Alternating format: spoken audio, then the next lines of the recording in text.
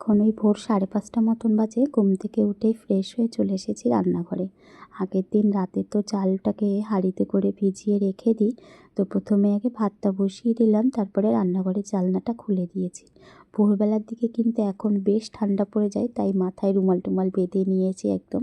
আর fridge থেকে মাছ টাছ যেগুলো আর কি দরকারি জিনিস সব বের করে নিয়েছি। আজকে করব লোটে মাছ আর চিংড়ি মাছ দিয়ে শাকের তরকারি করব। ভাতটা বসিয়ে দিয়ে সব কেটে নিয়েছি। এখানে শাকটা বোন আগের দিনই কেটে দিয়েছিল, আর এখানে আলু, টমেটো, পেঁয়াজ সব কেটে নিয়েছি। এদিকে ভাতটাও আমার ফুটে গেছে। চলুন একদিকে ভাতটা হতে হতে একটা তরকারি বসিয়ে দিই। তো আগেই করব লোটে মাছ। এখানে বেশ খানিকটা সর্ষের তেলের মধ্যে জিরে তেজপাতা ফোড়ন দিয়ে পেঁয়াজ দিয়ে দিলাম। পেঁয়াজটাকে হালকা ভেজে নিয়ে এর মধ্যে টমেটোগুলোকেও দিয়ে দেবো। তো টমেটো আর পেঁয়াজটা একটু লবণ দিয়ে ভাজা ভাজা করে নিচ্ছি। তো টমেটো পেঁয়াজটা একটু ভাজা ভাজা হয়ে গেছে, নরমও হয়ে গেছে। এর মধ্যে এবারে আদা রসুন বাটাটা দিয়ে দিচ্ছি। তারপরে গুঁড়ো মশলাগুলোও দিয়ে দিয়েছি। ভালো করে মশলাটা কষানো হয়ে গেলে এর মধ্যে লোটে মাছটা দিয়ে দিলাম। লোটে মাছের না যেটা ঝুরি হয় না মাখা মাখা মতন, ওটাই করবো। তো এটা আমার বর খেতে খুবই ভালোবাসে, আমরাও ভালোবাসি। তো আমার ছেলে তো লোটে মাছ খায় না, ভোরবেলাতে এত রান্না সম্ভব না। পরে আবার আমি কিন্তু ডিম রান্না করব।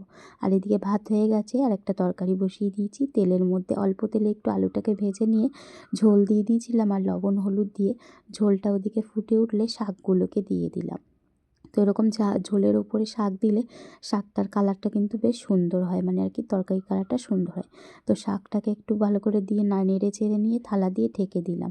শাক আর আলুটা ভালো সিদ্ধ হয়ে যাবে। আর এদিকে লোটে মাছটা হয়ে গেছে। লাস্টে ধনেপাতা দিয়ে একটু নাড়াচাড়া করে নিয়ে লোটে মাছটা নামিয়ে নেব। আর এদিকে শাক, দেখুন শাক আলু দুটোই আমার সিদ্ধ হয়ে গেছে।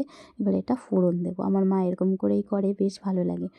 সর্ষের তেলের মধ্যে শুকনো লঙ্কা, কালো জিরে ফোড়ন দিয়েছি, আর কয়েকটা রসুন থেতো করে দিয়েছি। এই রসুনের গন্ধটা বেশ সুন্দর লাগে কিন্তু। তারপরে এখানে চিংড়ি মাছগুলো দিয়ে লবণ হলুদ দিয়ে একটু ভাজা করে নিয়ে শাকটাকে দিয়ে দিলাম। এই যে শাকের তরকারিটা আমার হয়ে গেছে। আর এদিকে চা বসিয়েছি। এই যে রান্নাবান্না হয়ে গেছে। এই যে তেলাকুচু শাক, আলু, চিংড়ি মাছ দিয়ে তরকারি, ভাত গরম গরম, আর আছে লোটে মাছ। আর এই যে এখানে গতকালকের ঘুগনি ছিল, ওটা গরম করেছি। আর এই যে এদিকে চাও হয়ে গেছে। তো সবই আমার রান্নাবান্না কমপ্লিট হয়ে গেল।